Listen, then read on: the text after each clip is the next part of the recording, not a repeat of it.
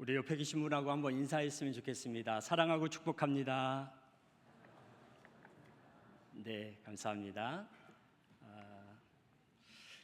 말씀을 시작하면서 제가 한 가지 질문을 좀 하려고 합니다. 혹시 파워포인트가 준비가 안 됐나요?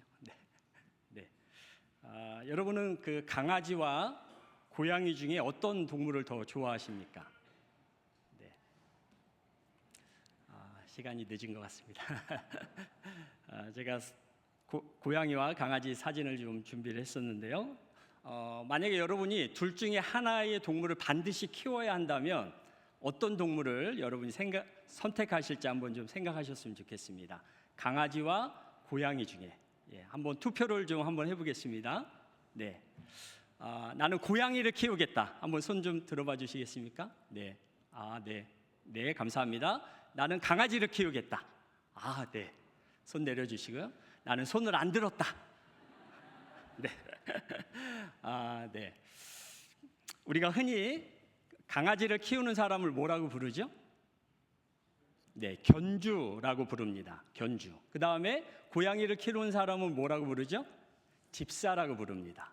왜 그런지 그 이유를 한번 우리가 생각해 보면 강아지를 키우는 사람은 그 개의 주인이 그 사람인 거죠.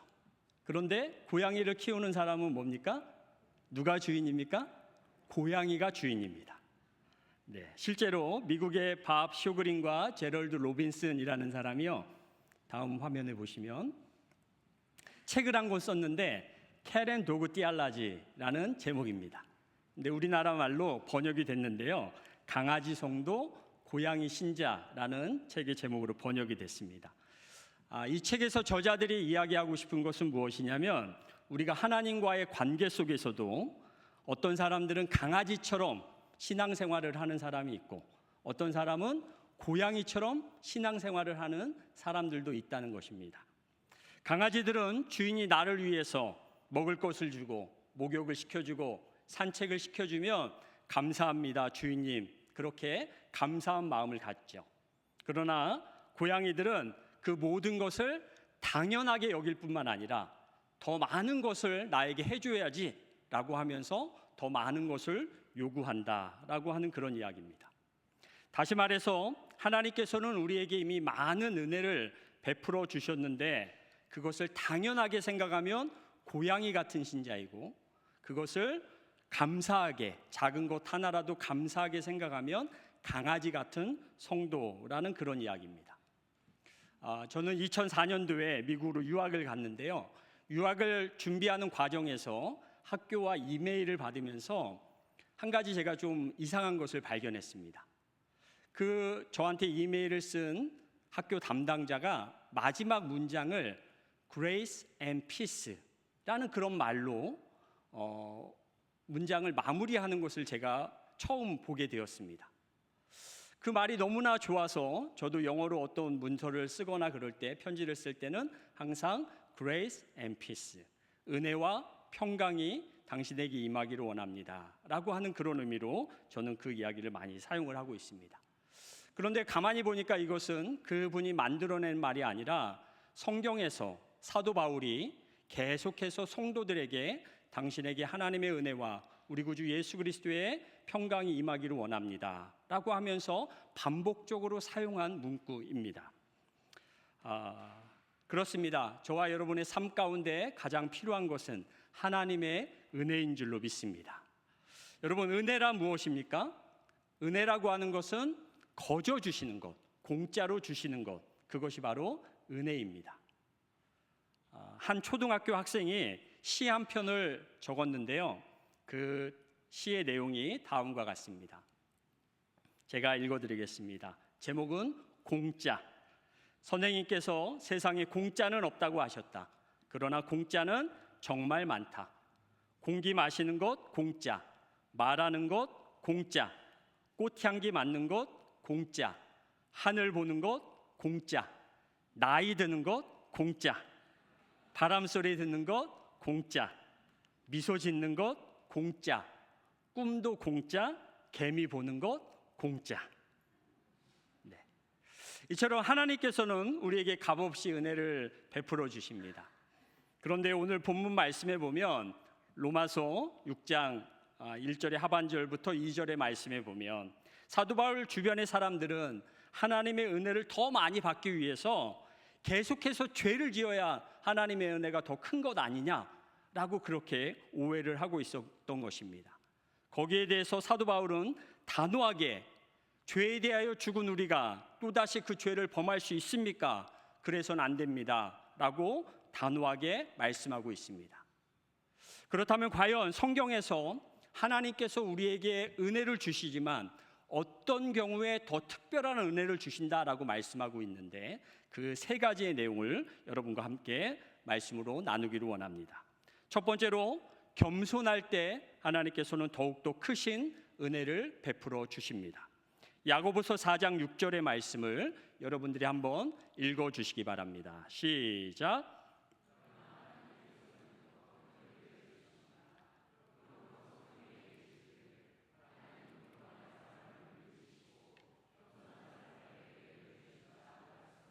네, 감사합니다. 하루는 한 제자가 어거스틴을 찾아와서 이렇게 물었습니다. 선생님, 우리가 하나님을 섬기는 일에 있어서 가장 중요한 덕목이 무엇입니까?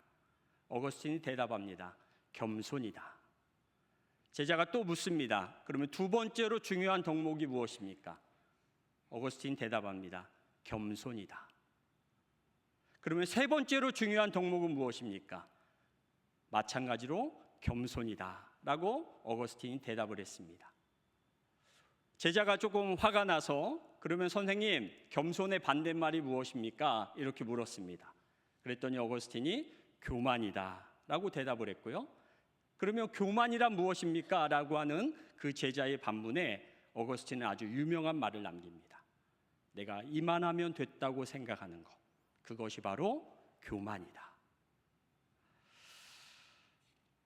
바로 하나님 앞에서 우리가 이만하면 됐다, 이 정도 내가 하나님을 섬기면 됐다라고 생각하는 그 마음을 갖는 것이 바로 교만이라고 어거스틴은 이야기를 하고 있습니다. 그런데 오늘 성경의 말씀에 보니까 하나님께서는 교만한 자를 물리치시고 겸손한 자에게 은혜를 주시는데 어떤 은혜를 주시느냐? 더욱더 크신 은혜를 베풀어 주신다라고 말씀하고 계십니다. 사랑하는 여러분, 오늘 거룩한 주님의 날에 여러분들이 이 아름다운 채플에 모여서 예배를 드리면서 또 하나님을 섬기는 그러한 일에 최선을 다하시는 모습, 그러한 모습들을 하나님이 다 기억해 주실 줄로 믿습니다. 그러나 그것을 여러분이 기억하고 내가 이 교회를 위해서, 내가 하나님을 위해서 이만큼의 봉사를 하고 이만큼의 예물을 드리고 이만큼의 헌신을 했다라고 여러분이 그것을 하나하나를 생각하시고 그것을 뭔가 내세우려고 하는 마음을 갖는다면 하나님께서는 여러분의 그 선행을 기억하지 않으실 거라는 말씀입니다. 여러분이 기억하지 않으셔야 하나님이 기억하시고 하나님께서 더욱더 큰 은혜를 베풀어 주실 줄로 믿습니다. 사랑하는 여러분, 주님을 위해 최선을 다해 섬기십시오. 그러나 그 모든 일들은 내가 기억하는 것이 아니라 하나님 앞에서 그 모든 것들은 나는 마땅히 해야 될 일을 했습니다 라고 하는 누가복음의 그러한 제자들과 같이, 예수님의 그러한 말씀과 같이 여러분들이 바로 겸손하게 하나님을 섬김으로 더욱더 큰 은혜를 받으시기를 주님의 이름으로 축복합니다. 두 번째로 우리는 기도할 때 때를 따라 돕는 은혜를 받을 수 있습니다. 히브리서 4장 16절의 말씀을 제가 읽어드리도록 하겠습니다. 그러므로 우리는 자비하심을 받고 때를 따라 도우시는 은혜를 얻기 위하여 담대하게 은혜의 보좌로 나아갑시다. 하나님께서 앉아 계신 그 보좌의 별명이 두 가지가 있습니다. 첫 번째는 바로 약속의 보좌입니다. 하나님께서는 하나님의 이름을 걸고 약속하신 것은 반드시 지키시는 신실하신 하나님이신 줄로 믿습니다. 그래서 여러분이 성경의 말씀을 근거로 붙잡고 하나님 약속하셨잖아요 라고 약속을 붙잡고 기도하면 하나님께서는 그 기도에 응답해 주실 줄로 믿습니다. 또 하나님의 보좌의 특징은 바로 은혜의 보좌라고 말씀하고 계십니다. 우리가 그 은혜의 보좌 앞에 나아가서 하나님 앞에 간절히 기도하면 하나님께서 때를 따라 돕는 은혜를 주신다라고 말씀하고 계십니다. 제 경험을 하나 말씀을 드리겠습니다. 저는 작년 7월 1일자로 모건대학교 웨슬리 신학대학원 원장이 되었습니다. 네, 아무도 축하를 안 해주시네요. 감사합니다. 아까 제가 우리 교목실장님 미리 만났는데 교목실장님께 그 말씀을 드렸더니 축하를 해주시더라고요. 네, 여러분들도 또 축하해 주셔서 감사합니다. 제가 신대 원장이 되고 나서 우리 학생들과 면담을 하면서 우리 신대원에 가장 필요한 것이 무엇입니까? 라고 이렇게 물어봤습니다. 그랬더니 찬양을 인도하는 그 찬양 그 채플 리더가 저에게 뭐라고 얘기했냐면, 원장님, 우리 음향 시설이 너무나 낙후되어 있습니다. 그래서 음향 세팅을 하는 데만 30분이 걸려서 우리가 연습도 제대로 할 수가 없고 너무나 힘이 듭니다. 그 이야기를 하는 거예요. 그래서 제가 그래, 그러면 우리 한번 기도하면서 하나님이 일하실 것을 기대해 보자 라고 하고 학교로 문의를 했습니다. 여러분이 학교와 잘 아시니까 학교의 대답은 한마디였습니다. 예산이 없습니다. 예산이 없다는 것은 할 수 없다는 이야기죠. 그래서 그 리더에게 학교에 예산이 없다고 그러고 이것은 비용이 엄청나게 드는 일이기 때문에 너무나 힘든 일이다 라고 이야기했더니 뭐라고 얘기하냐면, 원장님, 그러면 마이크만이라도 좀 교체를 해 주십시오. 마이크도 너무나 안 좋아서 너무 힘이 듭니다 라고 이야기를 하더라고요. 그래서 제가 그러면 우리 또 기도하면서 하나님 앞에 한번 나아가 보자 라고 하면서 제가 기도하는 가운데 강원도 쪽에서 목회하는 제 친구 목사님이 떠올랐습니다. 그래서 그 목사님께 전화를 걸어서 제가 이야기를 했어요. 내가 신대 원장이 되었는데 채플의 음향 시설이 너무나 안 좋다. 그런데 학교에서는 해줄 수 없다고 하는데 우리 학생들은 마이크만이라도 교체를 해달라고 하니 혹시 교회에서 안 쓰고 있는 마이크가 있으면 좀 후원을 해달라라고 이야기를 제가 했습니다. 그랬더니 제 친구 목사님이 원장님 잠깐 기다려 보세요 라고 얘기를 하시는 거예요. 그래서 왜 그렇습니까? 라고 했더니 마침 그 주에 그 교회에서 음향 시스템을 바꾸기로 했다는 겁니다. 근데 그 이전에 음향 시스템이 안 좋아서 바꾸는 것이 아니라 음향 시스템을 바꾼 지 얼마 안 됐는데 새로 어떤 권사님 한 분이 거액을 후원을 해주시면서 음향 시스템을 완전히 바꾸는 그런 것을 했고 그 주에 그것을 바꾸기로 했다는 겁니다. 그래서 기존 것이 너무나 좋으니까 장로님들과 기획위원회에서 이거는 놔뒀다가 다음에 필요할 때 씁시다라고 했는데 그것을 우리 신대원에 기증을 해줄 수 있는지 한번 알아보겠습니다 라고 이야기를 하시더라고요. 그래서 저도 함께 기도하면서 기다렸습니다. 일주일 후에 답이 왔습니다. 어떻게 됐을까요? 네, 승낙을 해주셨습니다.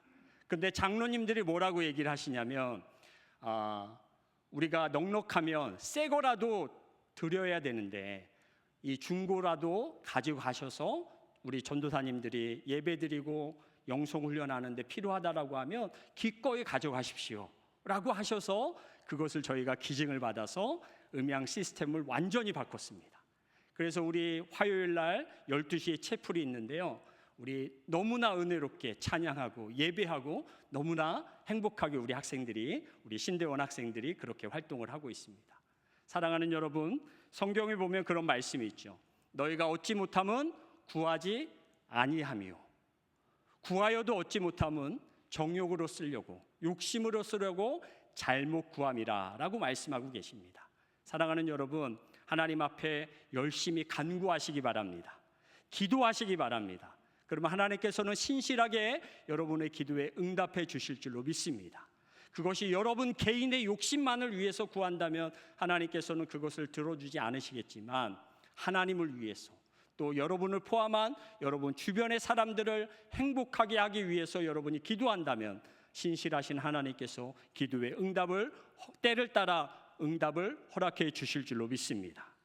마지막으로 세 번째는 우리가 회개할 때 하나님께서 쌓아놓으신 은혜를 베풀어 주십니다. 이사야 30장 18절의 말씀을 여러분들이 한번 읽어주시기 바랍니다. 시작.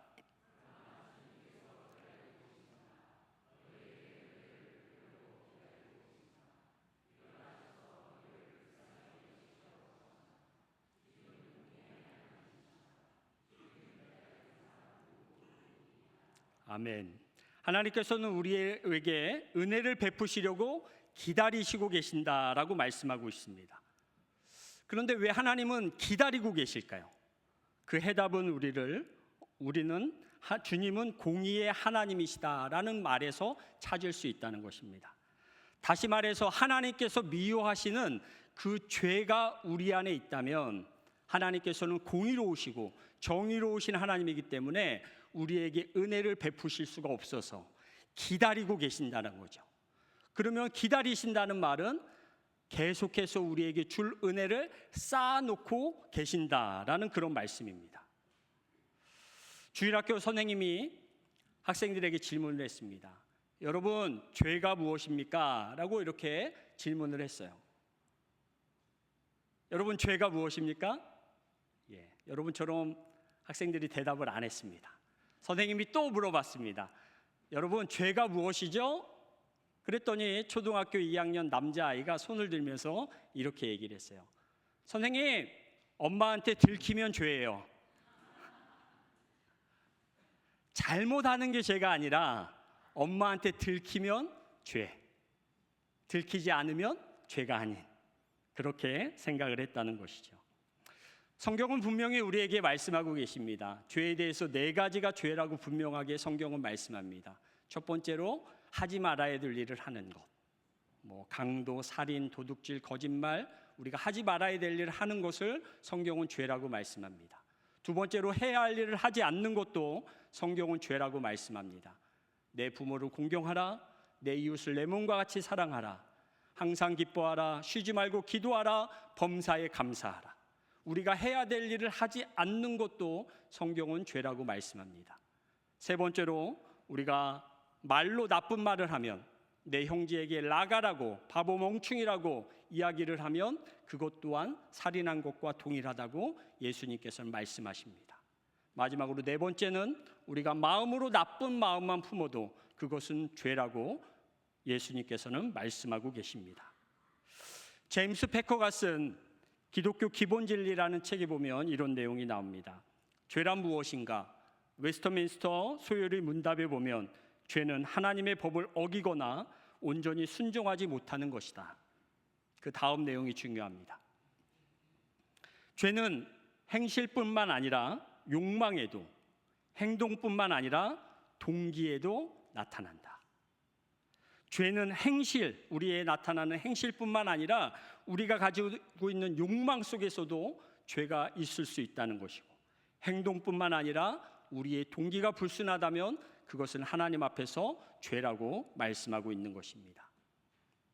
어떤 남자 청년이요, 길을 가다가 알라딘의 요술 램프를 주었습니다. 그 램프를 만지자 램프의 요정인 지니가 뿅 하고 나타났습니다. 주인님, 제가 지금부터 주인님의 소원을 3가지를 들어드리겠습니다. 그렇지만 그 3가지 소원은 30초 안에 말씀하셔야 됩니다. 이렇게 이야기를 했습니다. 그 남자 청년은 본인이 평소에 원하던 것이 무엇일까, 3가지가 무엇일까를 생각하면서 제일 먼저 떠오른 것은 돈이었습니다. 나는 돈이 많이 있었으면 좋겠다. 그 다음에 2번째로 떠오른 것은 여자가 있었으면 좋겠다. 그 다음에 3번째로 떠오른 것은 그 여자와 결혼했으면 좋겠다라고 생각을 했습니다. 평소에 자기가 생각했던 3가지를 생각하고 정리해서 시간이 없으니까 빨리 이야기를 했습니다. 돈, 여자, 결혼. 어떻게 됐을까요? 저를 한번 봐주시기 바랍니다. 저를 봐주세요. 돈, 여자와 결혼했습니다.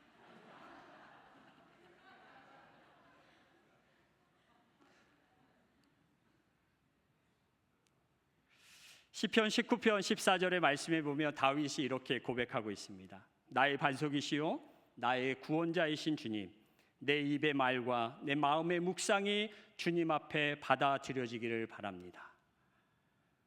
내 입의 말과 내가 생각하는 그 마음의 묵상이 하나님께서 받으실 만한 그러한 삶을 내가 살아가기를 원한다라고 다윗은 고백하고 있는 것입니다. 하나님께서는 우리 모두가 하나님의 자녀답게 살아가기를 원하십니다.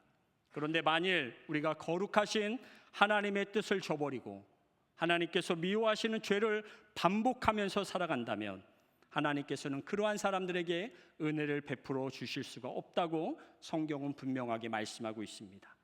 다시 말해서 은혜의 통로가 죄로 막혀 있다면 죄를 인정하고 다시는 그 죄를 반복하지 않는, 그렇게 노력할 때에야 비로소 하나님께서 그동안 쌓아놓으신, 기다리신 그 은혜를 우리에게 베풀어 주신다라는 그런 말씀입니다. 오늘 말씀을 한번 정리해 보겠습니다. 하나님께서는 언제 우리에게 은혜를 베풀어 주십니까? 첫 번째로 겸손할 때 더욱더 크신 은혜를 허락해 주실 줄로 믿습니다. 두 번째로 기도할 때 때를 따라 돕는 은혜를 우리에게 허락해 주실 줄로 믿습니다. 마지막으로 세 번째, 회개할 때 기다리시다가 쌓아놓으신 은혜를 우리에게 허락해 주실 줄로 믿습니다. 저는 오늘 말씀을 시작하면서 고양이 신자와 강아지 성도에 대해서 말씀을 드렸습니다. 이 둘의 차이는 무엇입니까? 하나님께서 이미 우리에게 베풀어 주신 은혜에 감사하면서 살아가느냐, 아니면 그것이 당연할 뿐만 아니라 아직도 부족하다고 불평하면서 살아가느냐에 따라 달라집니다. 모쪼록 우리가 고양이 같은 신자가 아니라 강아지 같은 성도가 되어서 하나님의 하나님 되심을 인정하고 내게 주신 은혜가 지금 보기에는 떡이 아니라 돌같이 여겨질지라도 감사한 마음을 갖게 된다면 하나님께서는 우리에게 더욱더 넘치는 은혜를 허락해 주실 줄로 믿습니다. 그 은혜 가운데 감사함으로 하루하루를 살아가는 저와 여러분이 되시기를 주님의 이름으로 간절히 축복합니다. 우리 함께 기도하겠습니다.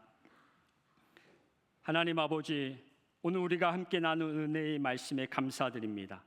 주님, 이 땅에서 살아가는 동안 우리가 경험하는 모든 고난과 어려움 속에서 하나님의 은혜가 항상 우리의 삶을 인도하시며 그 은혜로 인해 참된 평안을 날마다 누리는 복된 인생을 살아가게 하옵소서. 우리는 주님의 은혜 없이는 한순간도 살아갈 수 없음을 고백합니다. 이 시간 우리에게 겸손한 마음을 허락하시고 날마다 은혜의 보좌 앞에 나아가 기도하게 하시며 회개의 영이신 성령을 부으사 우리가 다시금 회개의 자리로 나아가 하나님의 충만한 은혜를 받아 누리게 하여 주시옵소서. 하나님, 주님의 은혜가 우리의 가정, 교회, 직장, 나아가 이 세상 곳곳에 퍼져나가기를 기도합니다. 우리의 말과 행동 그리고 삶의 모든 부분에서 주님의 은혜가 드러나게 하시고 그로 인해 우리 연세대학교회를 통해 주님의 이름이 높임을 받게 하여 주시옵소서. 이 모든 말씀을 이 시간 우리에게 더욱더 크신 은혜와 때를 따라 돕는 은혜와 기다리시다가 쌓아놓으신 은혜를 우리에게 넘치도록 베풀어 주시는 우리 구주 예수 그리스도의 이름으로 감사하며 기도드리옵나이다. 아멘.